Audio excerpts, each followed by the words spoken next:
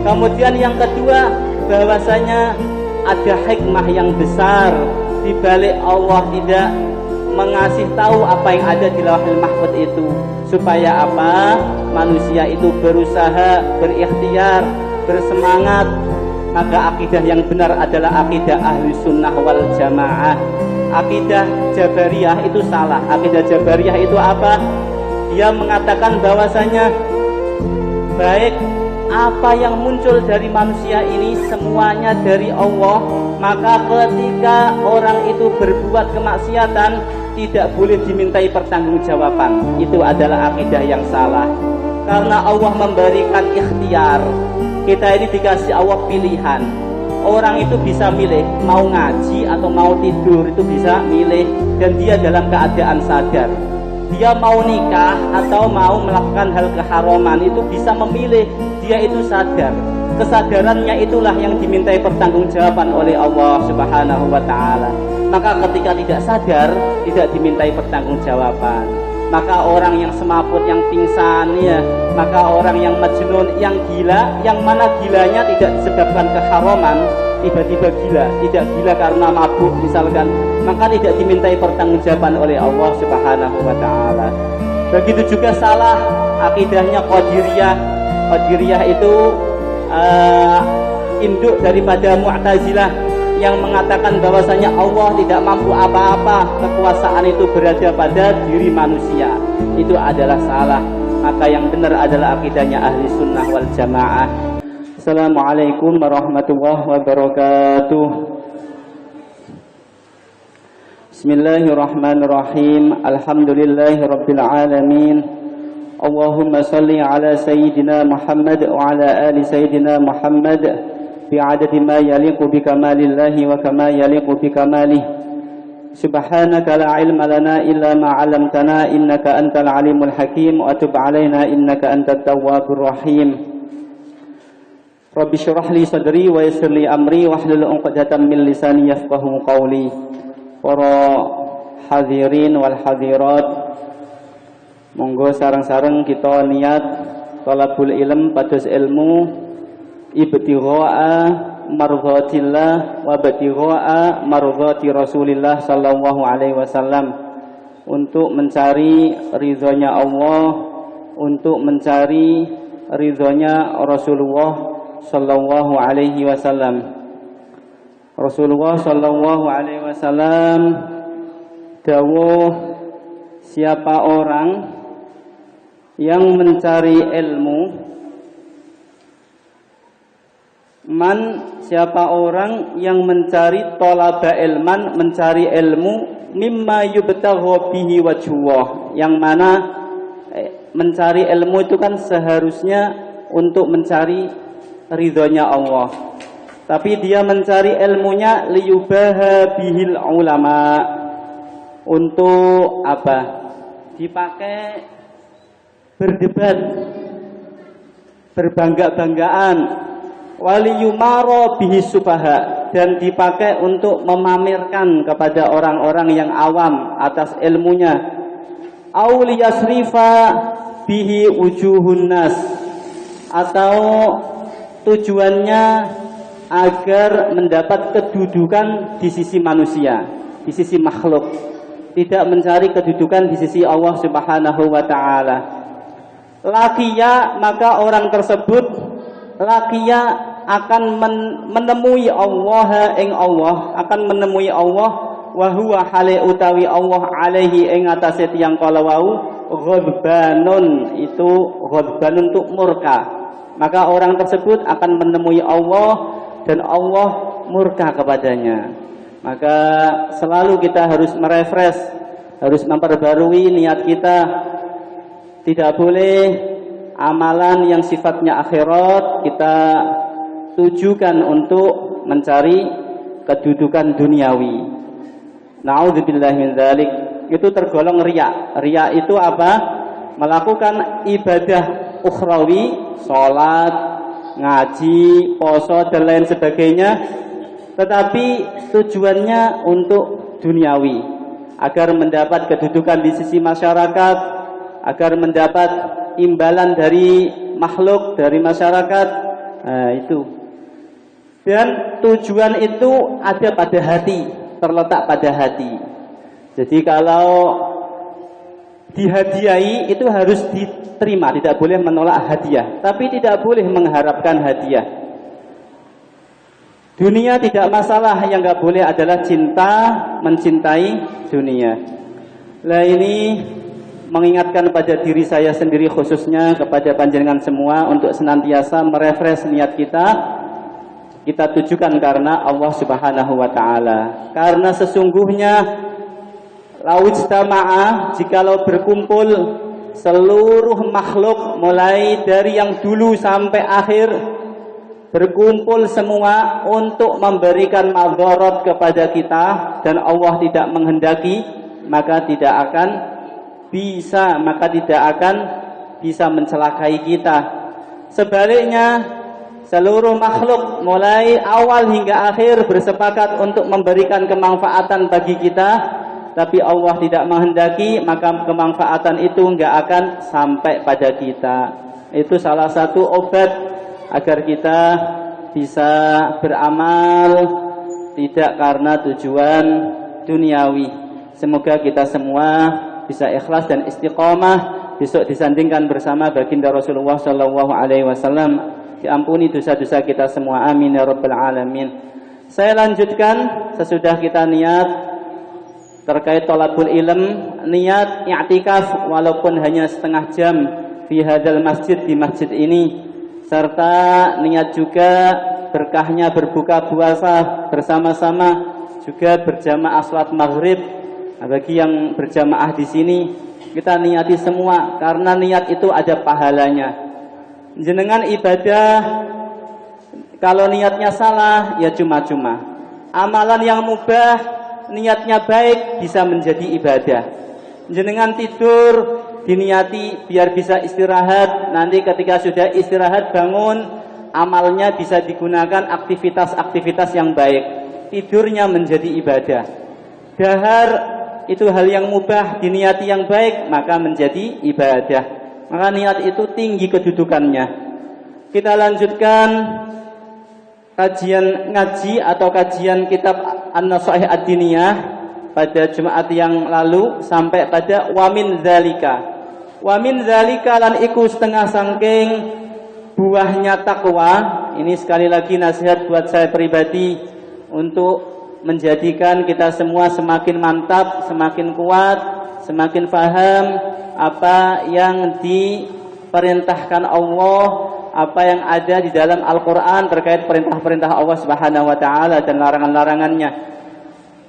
Setengah saking buahnya takwa al-makhraju, yaitu dikasih Allah jalan keluar, iku al-makhraju solusi minasyadaiti saking kerupakan-kerupakan, warizku lan rizki min haitsu la yahtasib saking arah-arah kang ora disangka-sangka, wal yusru lan kemudahan, wa azmul ajri lan gedene ganjaran. Buah takwa yang selanjutnya yaitu dikasih Allah jalan keluar ketika ada masalah. Juga dikasih Allah rezeki yang tidak disangka-sangka. Dikasih Allah kemudahan dan agungnya pahala di sisi Allah Subhanahu wa taala.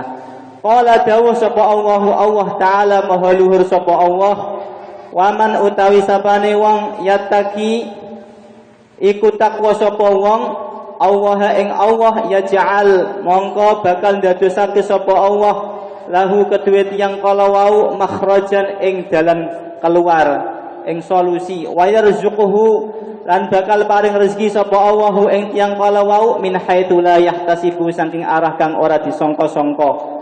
Siapa orang yang takwa kepada Allah, maka Allah akan memberikan di dalam kehidupannya ketika ada masalah, memberikan jalan keluar. Allah memberikannya rezeki yang tidak disangka-sangka. Wa man utawi sapane wong yataki iku takwa sapa wong Allah ing Allah, ya ja'al mongko bakal maringi ndadosake sapa Allah lahu kedue tiyang kala wau min amrihi saking urusane tiyang kala wau Allah ndadosake yusron ing kemudahan. Urusan-urusannya dimudahkan oleh Allah Subhanahu wa taala. Nah, takwa ini zahir dan batin, zahir dan batin.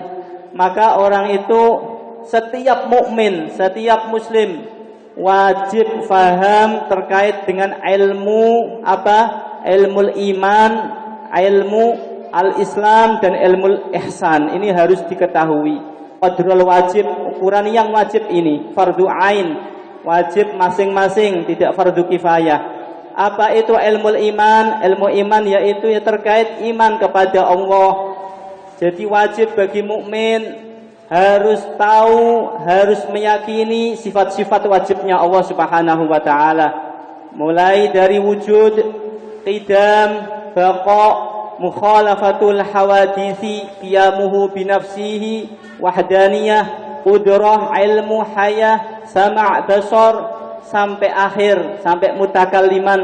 Dan tidak hanya hafal Arabnya, tetapi tahu maksudnya seperti apa. Biar akidahnya itu benar, bagaimana menyifati Allah Subhanahu wa taala. Itu wajib hukumnya, fardhu ain.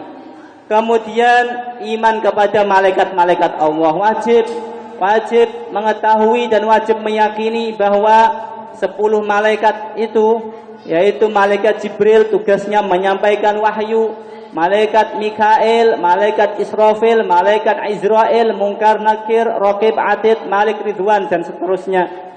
Kemudian dan tugas-tugasnya, kemudian Rasul-Rasul Allah mulai dari Nabi Adam, Nabi Idris, Nabi Nuh, kemudian kitab-kitab Allah Subhanahu wa taala. Bahwa kitab Taurat itu kitab yang diturunkan Allah Subhanahu wa taala kepada Nabi Musa. Kitab Injil itu kitab yang diturunkan Allah kepada Nabi Isa. Kitab Zabur itu kitab yang diturunkan Allah kepada Nabi Dawud. Begitu juga kitab Al-Quran, kitab yang diturunkan Allah kepada Nabi Muhammad. Serta suhuf Musa, suhuf Ibrahim, dan lauhu Musa, lauhnya Nabi Musa. Itu wajib kita ketahui, wajib kita yakini bahwa itu semua adalah kitab samawi. Akan tetapi yang dijaga oleh Allah keotentikannya adalah Al-Quran hingga yaumul akhir, hingga yaumul qiyamah. Adapun Taurat, adapun Injil, adapun Zabur, ini semua sudah ada penyelewengan, ada perubahan-perubahan di dalam beberapa ayat-ayatnya oleh mereka-mereka yang durhaka kepada Allah Subhanahu wa taala, oleh kaumnya. Itu harus kita yakini. Tidak boleh kitab Taurat itu bukan kitab samawi. Salah, kitab Taurat itu kitab samawi, tetapi sudah ada penyelewengan. Kemudian harus yakin dan harus mengetahui terkait hari akhir. Apa itu hari akhir? Mulai dari kita di yaumul barzakh, di alam kubur, kemudian hingga yaumul mahsyar, yaumul hisab, kemudian yaumul mizan, hingga suratul mustaqim, hingga kita ailan nar au ilal jannah. Apakah kita masuk ke neraka, na'udzubillah, atau ke surganya Allah, amin ya rabbal alamin. Kemudian terkait qada dan qadar. Qada dan qadar juga harus dipelajari, fardu ain, harus difahami. Qada dan qadar menurut para ulama di dalam kitab-kitab mabsutat, kitab-kitab yang lebar, yang panjang lebar, dijelaskan seperti ini. Kalau di dalam buku sekolah ya, dalam buku SD itu pembahasannya sangat sederhana sekali.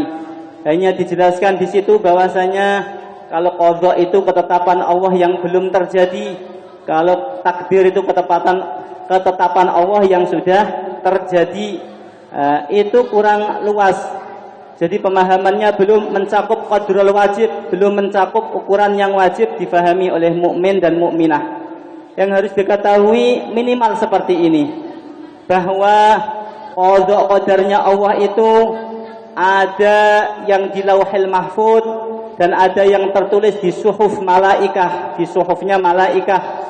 Adapun qadha qadarnya Allah yang ada di Lauhil Mahfuz ini, yang azali sifatnya, itu tidak ada yang mengetahui melainkan Allah Subhanahu wa taala, dan semuanya itu sudah tercatat, sudah tertulis di dalam Lauhul Mahfuz, baik yang sudah lalu maupun yang akan terjadi.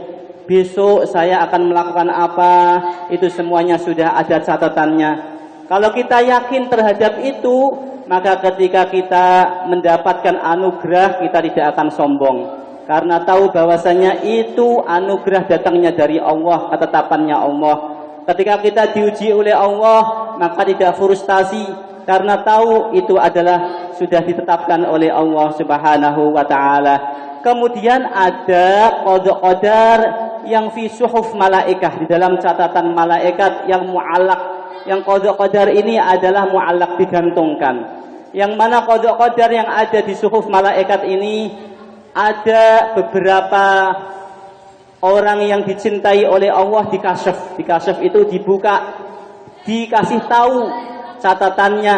Maka ada beberapa kisah, misalkan sering saya ceritakan, saya kisahkan kisahnya seseorang yang mau berdagang di masanya Syekh Abdul Qadir Al-Jilani, yaitu orang yang berada di Baghdad.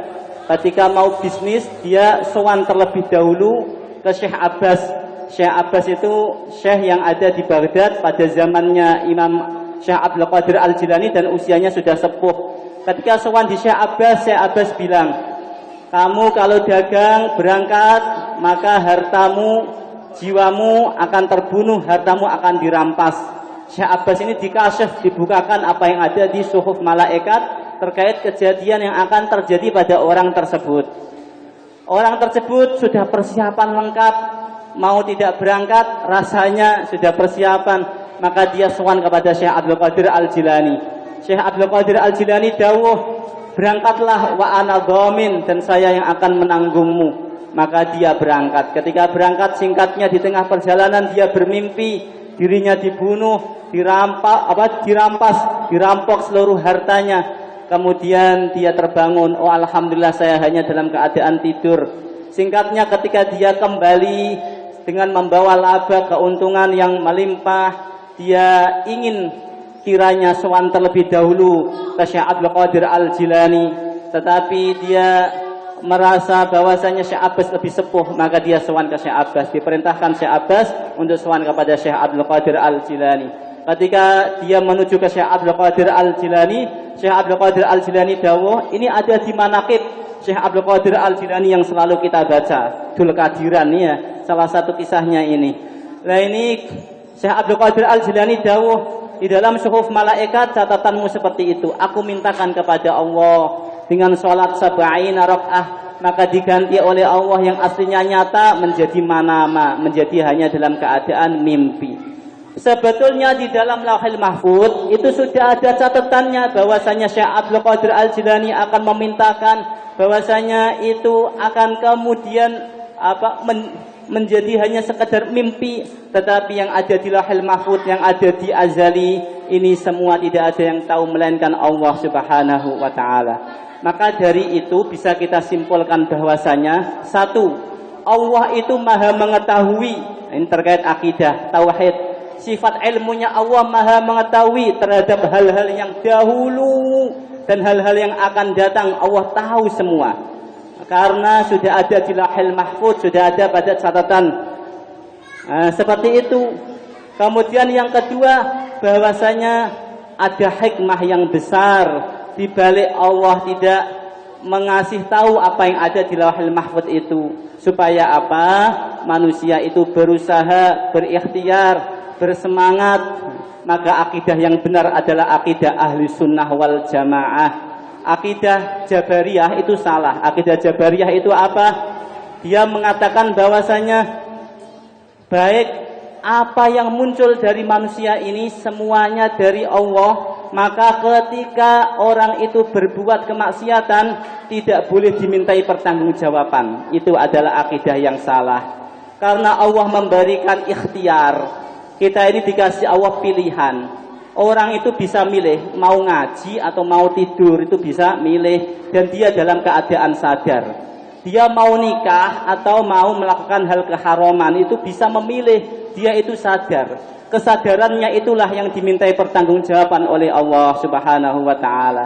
Maka ketika tidak sadar, tidak dimintai pertanggungjawaban. Maka orang yang semaput, yang pingsan ya, maka orang yang majnun, yang gila, yang mana gilanya tidak disebabkan keharaman, tiba-tiba gila, tidak gila karena mabuk misalkan, maka tidak dimintai pertanggungjawaban oleh Allah Subhanahu wa taala.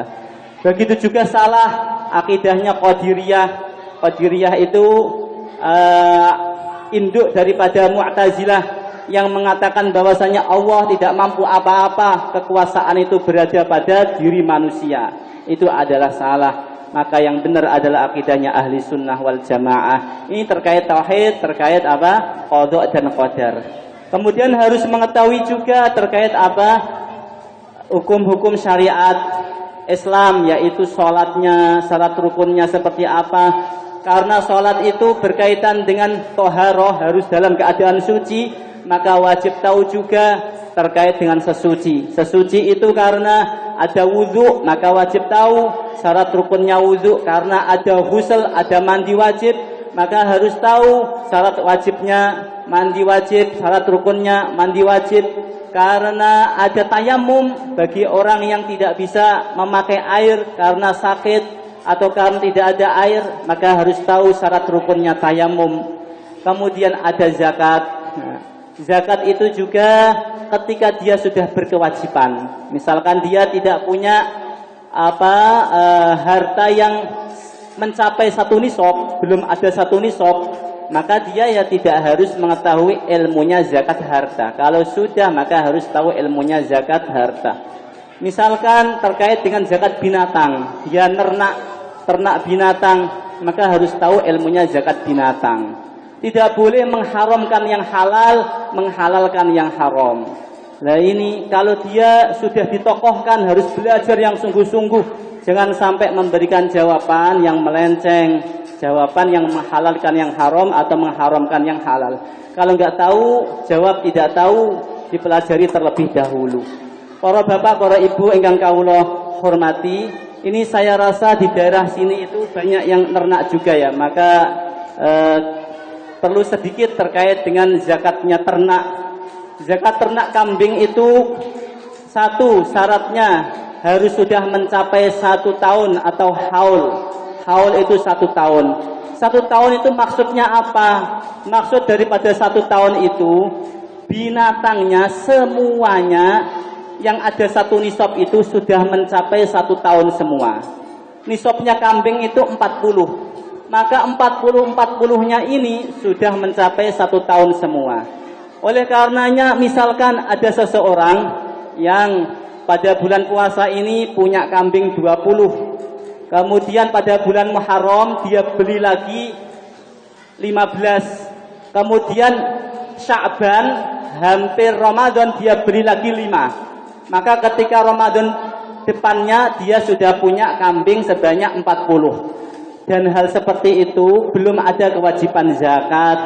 Karena apa? 40-40-nya itu belum ada 1 tahun. Yang 1 tahun hanya yang 20 awal.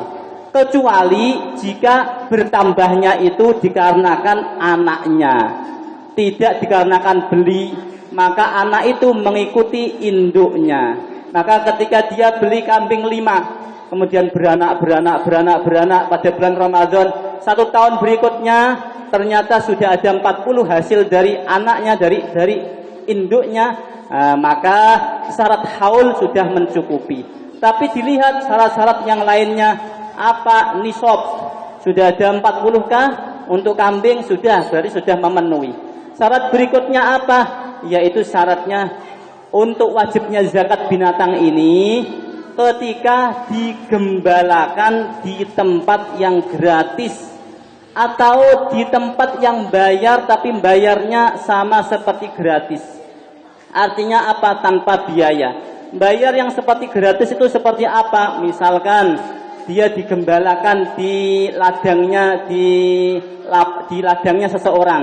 Tapi ladangnya seseorang itu hanya dimintai untuk kebersihan saja. 1 tahun dimintai 10.000. Itu sama halnya gratis. Dan itu full 1 tahun itu digembala secara cuma-cuma, tidak biaya. Kalau ada suatu saat dengan biaya, maka tidak ada kewajiban zakat, batal kewajiban zakatnya. Seukuran apa? Seukuran dalam redaksi para ulama, yaitu seukuran kira-kira kambing itu tidak bisa hidup ketika tidak makan. Dan itu banyak para ulama yang mengartikan kurang lebih 3 hari. Artinya apa? Misalkan 1 tahun full digembalakan, misalkan 1 tahun kurang 3 hari. Yang 3 hari ini dengan cara biaya dibelikan comberan dan lain sebagainya, maka batal untuk wajib zakat binatangnya. Kecuali kalau dia niatnya supaya tidak zakat, maka 3 hari ini tak belikan makanan aja biar saya aman dari zakat. Maka secara fikih dia tidak wajib zakat, tapi niatnya dihisab oleh Allah Subhanahu wa taala.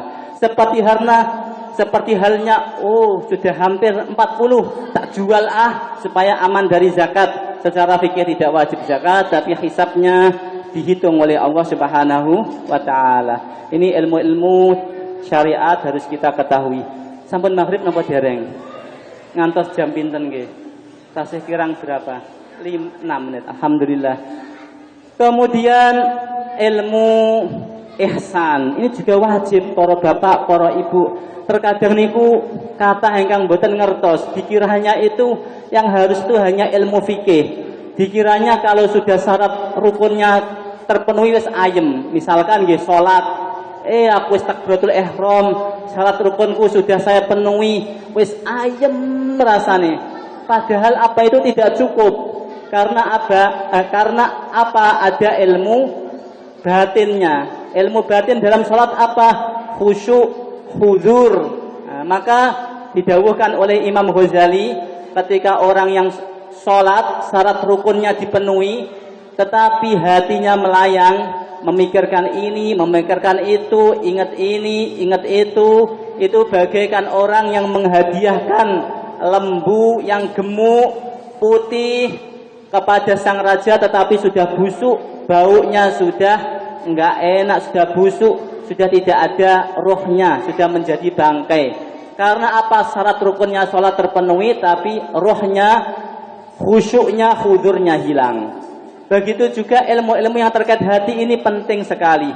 Misalkan terkait dengan hasud, didawuhkan oleh baginda Rasulullah, iyyakum wal hasada fa innal hasada ya'kulul hasanat kama ta'kulun narul hatab atau kama qol. Jauhi hasud itu, dikarenakan hasud itu bisa memakan kebaikan-kebaikan sebagaimana api bakar sebagaimana api yang memakan kayu bakar, maka cepat habisnya kayu bakar tersebut. Begitu juga amal-amal baiknya seseorang, dikarenakan sifat hasudnya, maka besok di akhirat akan melongo, akan hilang, cuma-cuma. Oleh karenanya wajib hukumnya mempelajari apa definisi hasud itu dan bagaimana obat daripada hasud itu. Hasud itu ketika orang itu ingin hancur nikmatnya seseorang mukmin, nikmatnya seseorang, dia itu iri hingga ingin hancur nikmatnya, baik itu nikmat berupa nikmat duniawi maupun nikmat itu nikmat ukhrawi. Ada seseorang dianugerahi Allah punya hal yang baru, dia pengen hal yang baru itu hilang darinya, itu hasud, kategori hasud. Kalau terkait dengan ibadah, ada orang yang istiqomahnya jamaah luar biasa, dia ingin orang itu tidak berjamaah lagi, itu juga hasud. Itu ada obatnya dan harus kita mempelajari obatnya. Obatnya apa? Obatnya pertama harus kita tahu bahwasanya Allah lah yang maha bijaksana, Allah lah yang maha mengetahui siapa yang pantas oleh Allah dititipi anugerah harta, siapa yang pantas oleh Allah dititipi anugerah ilmu, siapa yang pantas oleh Allah diuji sakit, siapa yang pantas oleh Allah dikasih Allah seperti ini seperti itu. Dan ketika orang tidak iri, maka dia sama halnya tidak ridho terhadap apa yang sudah diatur oleh Allah Subhanahu wa taala. Karena memang di dunia itu faddalna ba'dahum 'ala ba'd. Ada derajat-derajatnya. Kalau enggak demikian maka dunia tidak bisa stabil. Semuanya kiai kabeh ya repot, semuanya dagang kabeh ya repot. Maka yang terpenting adalah kita menjaga selalu takwa kepada Allah Subhanahu wa taala. Masih 3 menitan nggih. Mangke menawi pun maghrib nyuwun dipun ingetake nggih. Kemudian terkait ilmu ihsan ini nasihat buat saya pribadi agar kokoh, agar kuat hati ini, yaitu terkait dengan riya. Riya itu amalan akhirat, tujuannya untuk tujuan duniawi. Diundang ngaji, tujuannya biar dapat amplop. Nah, itu tujuannya untuk duniawi. Diundang ngaji biar mendapat pengaruh dari masyarakat, tujuannya tujuan duniawi. Maka apa tujuannya? Alhamdulillah ya Allah, aku bisa menyampaikan dawuh-dawuhmu, bisa menyampaikan dawuh-dawuhnya Rasulullah Shallallahu Alaihi Wasallam. Maka saya sangat berterima kasih, alhamdulillah, sangat senang, sangat bahagia atas hal tersebut. Karena apa? Yang memberikan kedudukan, yang mengangkat derajat hanyalah Allah Subhanahu wa ta'ala. Direndahkan seluruh makhluk, jika Allah mengangkat derajatnya maka tidak akan ada efeknya. Diangkat oleh makhluk, Allah merendahkan, maka orang tersebut menjadi terhina. Karena Allahu al-mu'izzu wal mudhillu. Sampun maghrib, monggo sareng-sareng kita doa sebentar. Semoga yang pertama, sebagaimana kita dikumpulkan di sini, di masjid ini, di Masjid Baitur Razak, benjang dikumpulkan malih kali Allah beserta orang-orang yang kita cintai, keluarga kita, ayah ibu kita, nenek moyang kita, keluarga kita, anak cucu kita, dikumpulkan di surganya Allah Subhanahu wa taala, bisa hingga bersanding dengan baginda Rasulullah sallallahu alaihi wasallam, dimaafkan dosa-dosa kita, diangkat derajat kita, dan semoga kita semua, ayah ibu kita yang masih hidup, keluarga kita, diberi Allah umur yang panjang, sehat walafiat, dalam keadaan taat kepada Engkau ya Allah, bahagia dunia, bahagia akhirat, dimudahkan segala urusannya. Allahumma atina fid dunya hasanah wa fil akhirah hasanah wa qina azabannar. Wa sallallahu ala sayyidina Muhammad wa alihi wa sahbihi baraka wa sallam. Walhamdulillahi rabbil alamin. Bisirril Fatihah. A'udzu billahi minasyaitonir rajim. Bismillahirrahmanirrahim. Alhamdulillahi rabbil alamin. Arrahmanir rahim.